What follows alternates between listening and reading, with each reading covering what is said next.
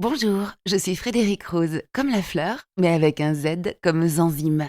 Je suis naturopathe formée à l'ISUPNAT et j'ai choisi de vous dévoiler ici quelques secrets pour améliorer, harmoniser, retrouver votre santé. Chaque mois, vous pourrez découvrir en quelques minutes les merveilleuses ressources de vos intestins et de votre pouvoir d'auto-guérison pour rebooster votre vitalité. 30 épisodes à écouter sans modération. Comment allez-vous ? Question bidon, vous ne croyez pas si bien dire. Figurez-vous qu'elle interroge sur l'état de nos intestins et ça ne date pas d'hier. Nos intestins, ce secret labyrinthe merveilleux et méconnu, mais aussi tous les organes voisins qui constituent notre système digestif, la clé de notre santé.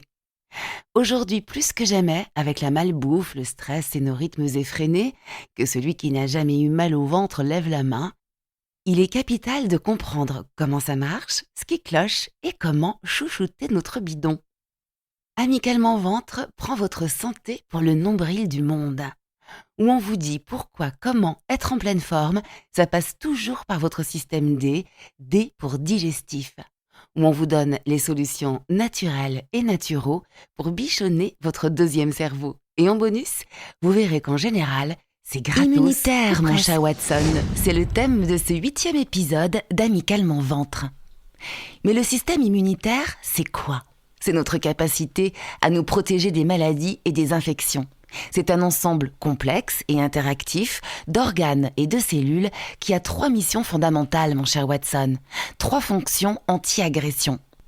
Sentinelle ou lanceur d'alerte, détecteur des intrusions éventuelles d'éléments étrangers non désirables ou d'anomalies cellulaires, et sélectionneur entre le soi, ce qui nous appartient et nous veut du bien, et le non-soi qui a pénétré dans notre organisme pour semer troubles et chaos. Virus, bactéries, champignons, parasites. Imaginez une formidable forteresse et ses valeureux soldats entraînés dès notre naissance à bouter les ennemis hors de notre organisme ou encore à les trucider sans pitié, voire à les dévorer. Une armée de braves qu'on appelle les globules blancs, divisés, pour mieux régner sur notre santé, en 2 contingents principaux. L'immunité innée et l'immunité acquise, qui coopèrent en permanence parce que complémentaires. La première est hyper réactive. En cas d'attaque, elle fonce dans le tas, sans faire dans le détail. Mais pas du tout physionomiste, elle est incapable de reconnaître un intrus récidiviste. La seconde, plus longue à la détente, mais qui gagne en puissance avec le temps, a aussi une mémoire d'éléphant. Et non seulement reconnaîtra la nature de l'attaquant, mais aussi son identité, pour mieux la dégommer, mon enfant. Or, il se trouve que c'est dans nos intestins que la coopération entre immunité innée et immunité acquise est la plus active. Plus de 70% de nos défenses se trouvent dans notre incroyable système digestif.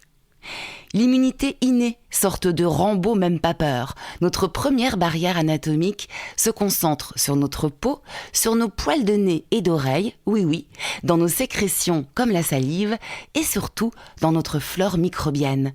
Et oui, encore le fameux microbiote dont tout le monde parle. CQFD, un déséquilibre de nos probiotiques, la dysbiose, va affaiblir nos défenses immunitaires. D'où l'importance de bien chouchouter notre flore avec une alimentation saine et vivante, non transformée, une bonne gestion du stress et rappelez-vous que médicaments et antibiotiques, c'est pas automatique. Dans notre château fort intestinal, notre immunité acquise est postée sur nos muqueuses, un tissu lymphoïde nommé GALT, constitué des plaques de Peyer, de lymphocytes et de macrophages, sur une surface équivalente à un terrain de tennis. L'immunité intestinale acquise est organisée tout au long du tube digestif et dépend des agressions alimentaires et bactériennes. Le monde selon Galt, c'est plus de lymphocytes que tous les organes lymphoïdes de l'organisme. Rate, amygdale, ganglions. Voilà la preuve de l'importance de bien traiter notre intestin en lui donnant les bons aliments. Des aliments riches en pré- et probiotiques. Les prébiotiques, tels que les fibres contenues dans les fruits et légumes, permettent de nourrir les bonnes bactéries intestinales. Les probiotiques, nombreux dans les aliments fermentés, comme le kéfir, les cornichons, la choucroute, sans les saucisses. Des aliments riches en antioxydants, flavonoïdes, caroténoïdes, vitamines E et C, qui agissent en protégeant les globules blancs de l'oxydation et en augmentant leur mobilité et leur efficacité.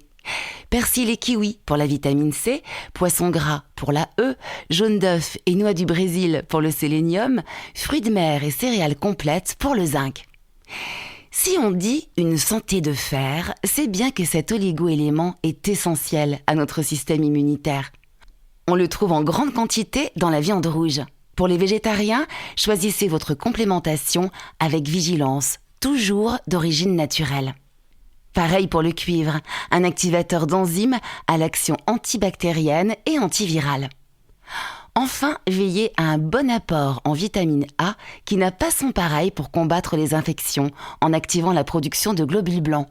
Elle est par ailleurs indispensable au maintien de la fonction barrière de la muqueuse intestinale. On la trouve dans l'huile de foie de morue, le beurre, et on trouvera sa cousine, la provitamine A, bêta-carotène, dans les fruits et légumes colorés. La patate douce, la carotte, le potiron, les épinards, les abricots, les mangues. Vous l'aurez compris, pas de bonne immunité sans des intestins en bon état. C'est immunitaire, mon cher Watson. Pour le prochain épisode, Amical Mon Ventre vous embarque au petit coin de paradis, où l'importance de bien faire caca. À bientôt.